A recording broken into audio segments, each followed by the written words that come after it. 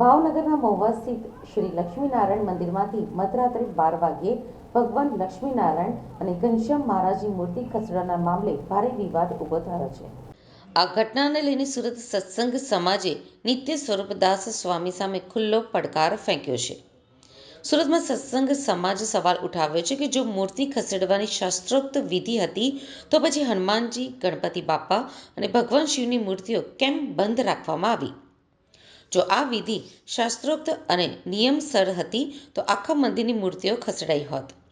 સત્સંગ સમાજે નિત્ય સ્વરૂપદાસ સ્વામી પાસે જાહેર મંચ ઉપરથી ખુલાસો માંગ્યો છે।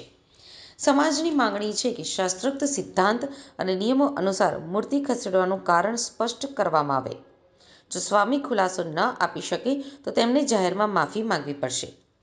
સત્સંગ સમાજે ચેતવણી આપી છે કે જો આગામી 8 દિવસમાં નિત્ય સ્વરૂપદાસ સ્વામી માફી નહીં માંગે તો ગઢડા મંદિર ખાતે મોટું આંદોલન કરવામાં આવશે।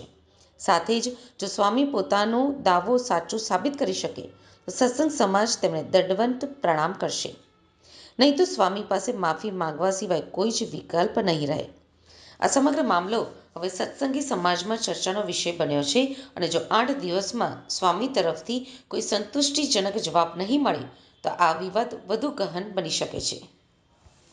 અમારે મવા મંદિર માટે જે 2 મહિના પહેલા આ ભગવાધારીઓ જે અધમ કૃત્ય કર્યું છે એના વિરોધમાં અમે અત્યારે ભેગા થયા છીએ અને અમે એને આ બધા ભગવાધારીઓ જે અહમ ને અહંકારમાં જે અધમ કૃત્ય કર્યું છે, આ તાલિબાનો જેવું એને કૃત્ય કર્યું છે, એટલે અમે આને છે ને સંપ્રદાયના તાલિબાનો જ ગણી છે। તો અમે એને કહેવા માંગીએ છીએ કે ભાઈ તમે આ છે ને અહંકાર ને અહમ છોડી દો અને નિર્માની થાય ને ભગવાનનું ભજન કરો ને માળા હાથમાં લઈ લો।